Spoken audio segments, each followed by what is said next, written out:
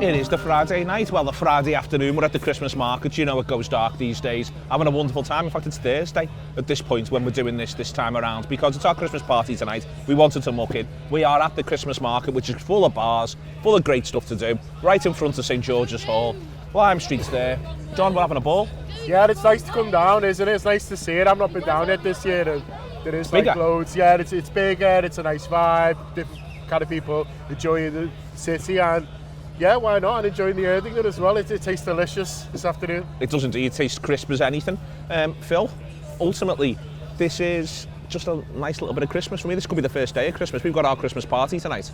Yeah, I think I felt a bit like this because I've just been to Girona, so I always had that on the horizon. Yeah. And I sort of felt like when that's done, I'm just on a free run into Things Christmas. Are going to get real. I think it's sort of like I've missed my way at Christmas party because it was last Wednesday and I went to Newcastle instead because why wouldn't you? Yeah. And it's also early, that, by the way. It's also quite early, yeah. Although it's Christmas Fulham on Wednesday is a bit of a nightmare. We went to darts one year and I sort of realised like after that it's probably not going to be better than that, so I sort of decided that wasn't. You know. Thought that was going to be the high point. Yeah. Well, we're here now. You've been to Girona. Yeah. Not going to do loads on Girona, Phil, because I think to do on it, was there really? Well, there was in that. There's a fellow by me after 20 minutes who just shouted with full venom, "Cancel the game! This is shit!" And that's a bit harsh. It was a bit harsh. Although I don't think you should refer to Arne Slot in those terms. No. He wasn't happy about it, Phil, first half. Thought Liverpool were out of control. Thought Liverpool were a bit slack. I wonder if this is one of those where this is a recurring message. Like, you're arguably a bit slack first half against Southampton. You're a bit slack first half against Newcastle on the road as well. Then you've been a bit slack here against Girona. Lads, this can't go on. Yeah, no, absolutely. I think Liverpool, I sort of was watching that first 20-25 minutes, like Liverpool was sort of trying to play the game in easy mode. Yeah. And Girona were just like, we're not having this. I think you sort of see that a team like with the name Girona and don't think, cakewalk. You saw a lot of it from the way people were talking, but then you get there and it's like, well, I've seen 6 of these players play Premier League football before. Yeah. They're not brilliant players. They're not a great team. They're a sort of mid-table Spanish team, and a mid-table Spanish team is still reasonably all right team. Yeah. I think. And you got away from home. Exactly. You saw what happened when a Liverpool team sort of tried to sort of knock off 5-10% and try and win the game that way, which had its merits to some extent, and it worked because Liverpool won. But you can't just do it every week. You can't carry on doing that and expect to get away with it. And the goalkeeper has had quite a nice workout, I think, in terms of getting his way back in. He sort of made a few saves. I think there was a few people like, well, he might not have much to do here, but let me tell you, he had enough to do, and he did it well. And there was some of the saves were really good, and I suppose that's the positive you take from the game, wasn't it? The big thing about the goalkeeper, John, when you get to see him back playing, is his positioning's just incredible all the time. Everything that he does, he's so active, so switched on. But he just does things other goalkeepers don't do. He makes what should be difficult saves, so the Espria one should be a difficult save. He makes them look easier by virtue of his starting position all the time. Yeah, there's a surety about him, isn't there? And he feels in control all the time of any situation, and so he makes hard saves look relatively easy, and then the ones that would be really tricky for any other goalkeeper are okay for him because, like you say, his position is so good, but also he seems to be able to react to situations better than I think most. And as you know, the best 10 minutes for me he's ever had is the end of the Champions League final, where just before Erdinger scored, where it just started to get a little bit hairy and it'd been a bit of a rubbish game. Phil's mate wouldn't have liked it. Get them all off. But then Spurs did have a little bit of a flurry towards the end, and he was just so assured. He calmed everyone else and was like, "Listen, don't worry. Listen, they can have a couple of shots. I'll just grab them out the air and get us forward." And that's like the game at the very highest stakes. You know, so if he's that calm in that situation, then Girona away is a walk in the park for him. And you know, when you've got a keeper off that level, and that's the point that the manager's made. Listen, Kelleher's done brilliant, but this guy, he's on another planet, so not just Kelleher, but everyone. You know, he sort of went to, I wouldn't say he's the best goalie in the world, but he's the best goalie in the world. Yeah. It's almost like he's in the top one. And so he sort of did that nearly, and it's because of the aura around him. Yeah, it's good that he's back. It's good that he's back for this period. It's also good, I think, and I keep saying it, that you know when Kelleher's next going to get a game. Yeah. For me, you can have a bit of debate around Leicester on the 26th, but when you see the best goalie in the world, you're a bit like, can he just play all the league games? Yeah, I get the impression that they've sort of managed him back cleverly, and I think they might have managed him back badly. last time. Yeah. I think it sort of felt like that might be why he got injured at Palace, is that he was sort of running before he could walk, and we've learned that he's just able to be on a free run through as long as we can possibly use him, because like I think Kelleher's done well, but I think you can see a difference between the two and realise why one of them is what he is and one of them is what he is, and it's great we've got both of them, but this fella is unbelievable. So the manager slaughters them after the game, goes out of his way to do so, but right now the league table does anything but, Phil. No. I think the scale of the achievement from Liverpool's point of view, I don't think it can actually be overstated. You look at everyone else around Europe, sides ranging from Manchester City. I'm going to include Leipzig. They were one of our opponents, and they are now they're out. And they were a pot one team. They're out. There was a lot of people who said this will end up being really, really predictable. Maybe it will in the fullness of time, but year one it hasn't been. So there's a couple of facets to this really. Number one, the scale of Liverpool's achievements, but number two, how it means that Liverpool can relax in a context where only really Liverpool and Barcelona are in a position to do so. Yeah, I mean, we obviously, from a footballing point of view, want to beat Southampton in the League Cup, but there's a world where midweeks are basically none of Liverpool's business, with the exception of Forest, from New Year's Day until until I think the first week of March it'll be. And that's a huge advantage for Liverpool, I think, to be able to keep people sort of really fresh. Well, it's what Chelsea have been benefiting from. People are talking about it now. Absolutely right. And to do that, and then because we did, the winter break was, it wasn't a proper winter break. You just got a weekend off, but it disappeared this season, isn't it? In line with how they put more games in, which feels a bit opposite of what it should be. But it's how it's worked out. But it sort of means that now Liverpool could have the opportunity. So you're either in League Cup semi-finalists, like great, we can win the trophy here, or you lose and you go and we're in really good nick here in terms of keeping everyone fresh, keeping everyone together, and being able to just have a full-on run at it from the start. I manage everyone's minutes because some people need games. I think I understand why we're so inured now to being concerned about injuries, but players need to play. They need to get rhythm, and we can use those games for that and still win them. I hasten to add. Absolutely, and also you look at the sort of the run of fixtures we've got before sort of the end of April, almost really. It's not. I'm not saying it's easy by any stretch of the imagination, but I think the third most difficult game we have might be Bournemouth away between now and about April in the league, which is you can't pick your fixtures, and they're all going to be hard because all the teams in this league are good, bar 4 or 5. But for you to be able to say that, like you could get, if we put a run together by April, we can almost down the league down. And I know it's not going to be that simple. But if Liverpool wins 13 in a row, and I know that's hard, if Liverpool win 13 in a row, that's the title done after 29, 30 games. So having that opportunity is massive for this stuff. Massive for us. The way they are, John, haven't played all the pot 1 teams, all the pot 2 teams and all their pot 4 teams. They've only got the 2 pot 3 teams left to play. And again, there's a lot of where the fixtures are, and there's been a bit of that chat all the way through. They cannot have done this any better. No. And I just think everyone involved in it just deserves so much credit.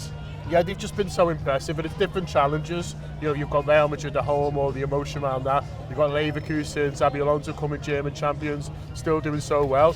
This season following on from last year. So the home games have been big events, and that can take a lot out of you. In terms of you've got to win the games, of course, the challenge, but also sort of everything around them. I thought to go and beat Real Madrid at home after they've beaten us in 2 consecutive finals, and then go and beat City at the weekend was phenomenal, and the way they did it, and the style they did it, and without conceding a goal. And so, it's the defensive record. It's the minimum of fuss for me that's really impressed us sort of in the Champions League. Go back to that AC Milan game, they had the good first 5 minutes, but we had the fucking better last 85. There's a way to do it. Yeah. I'm doing a finance module at the moment. I'll tell you that's a bigger number.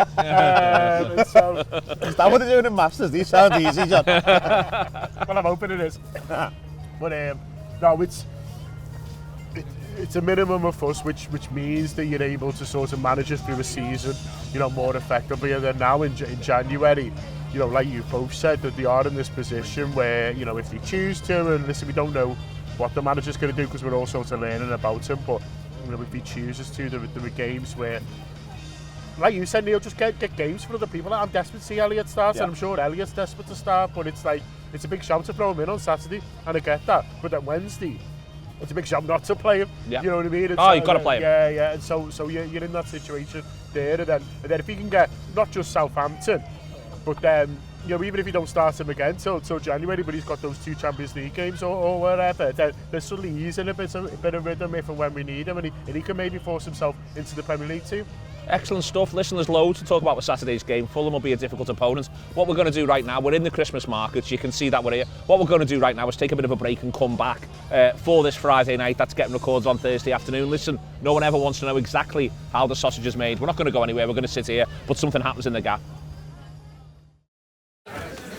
And Erdinger, please.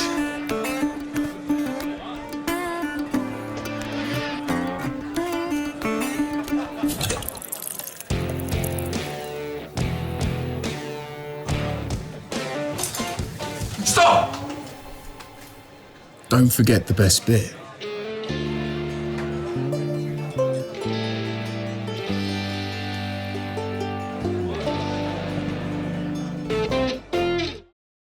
Erdinger, Liverpool Christmas market, Neil Atkinson with Phil Blundell and with John Gibbons. And John, I'll come to you first. First and foremost, I think this game should be on the telly. I understand why not every game can be on the telly. There's rules and there's regulations. I think they're a good side. I think this will be a really watchable encounter. I think it'll be a tense encounter because they're good at that.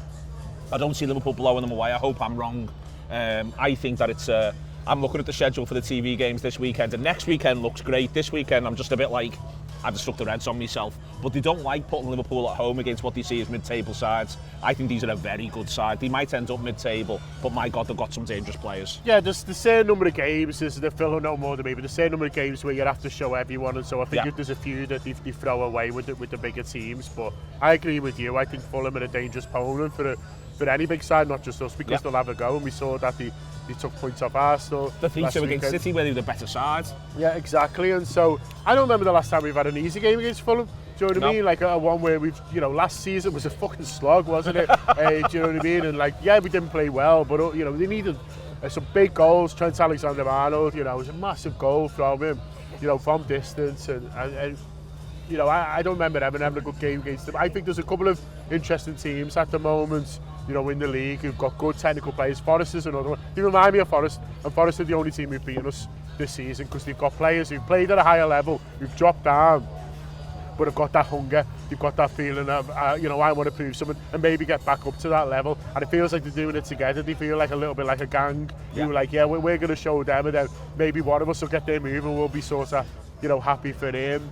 They've got that sort of vibe for him. I think Smith Rowe's a great player. I was surprised Arsenal let him go, but I understood the situation they got themselves in. He's had a long injury, he needs games, but I think he's an excellent player, and I think that how he built the team, round the Wobie, and I thought they were great against Arsenal. They struggled a little bit towards the end, but I thought they good. But they have got injuries. I think that Arsenal game might have took its toll on them, and if I was Arsenal, I might be looking at it and thinking, have they put anything in against us, and maybe the next one might be a little bit tougher. That happens sometimes with fixtures, but they'll take some beating on Saturday, be sure of that. Honestly, Phil, I'm all in on, we're going to be watching a tense second half.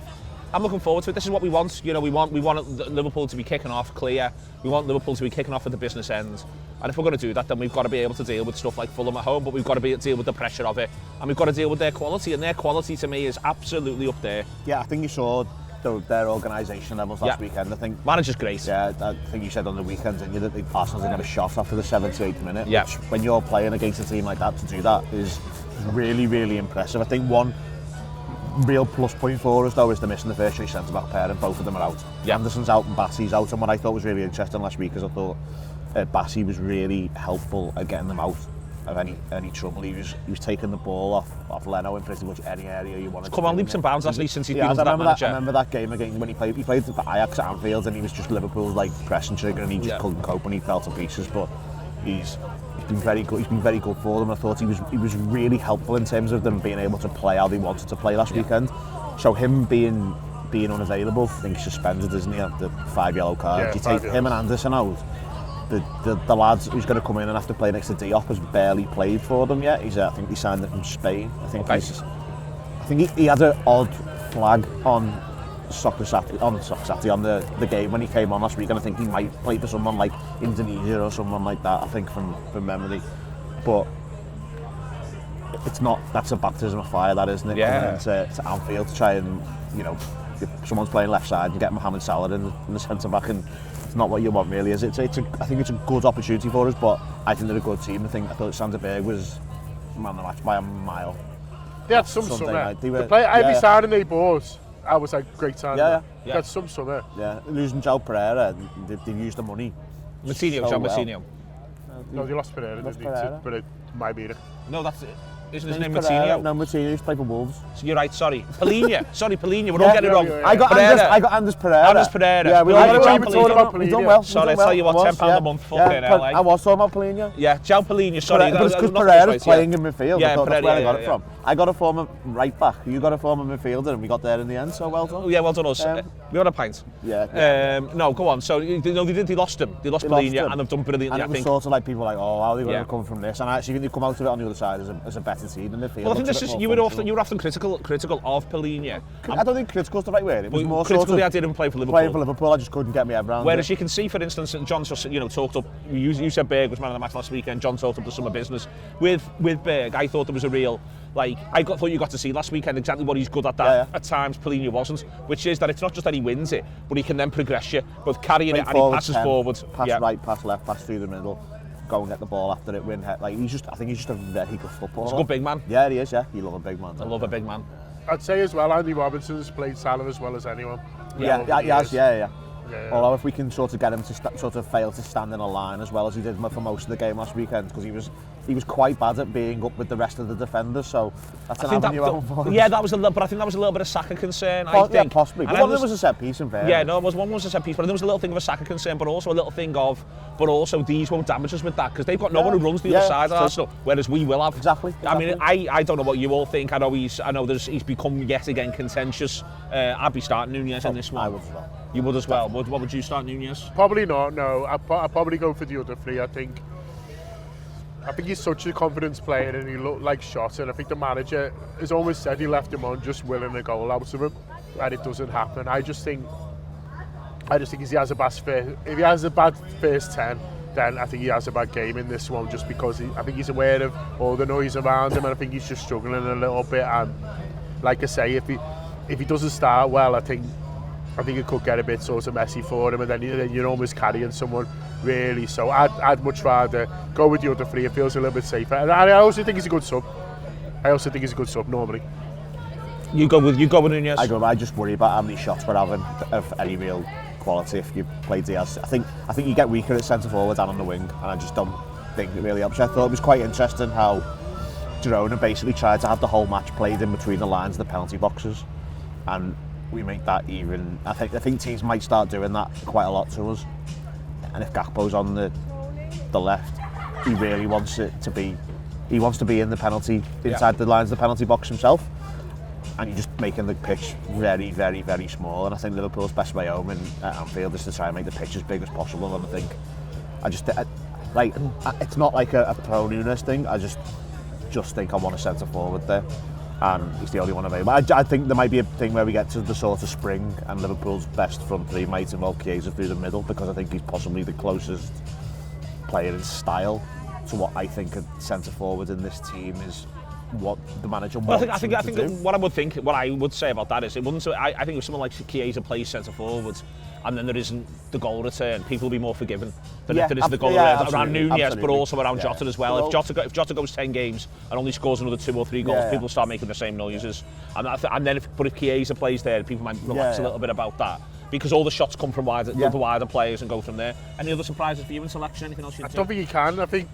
You're not going to do Elliott, are you? No, and he won't again, though. It wouldn't shock me if he did Elliott, just for on the condition that he's doing 50, 55. It wouldn't shock me, because there's a couple of, like, the first half against Southampton was that midfield. The first half the other night was that midfield.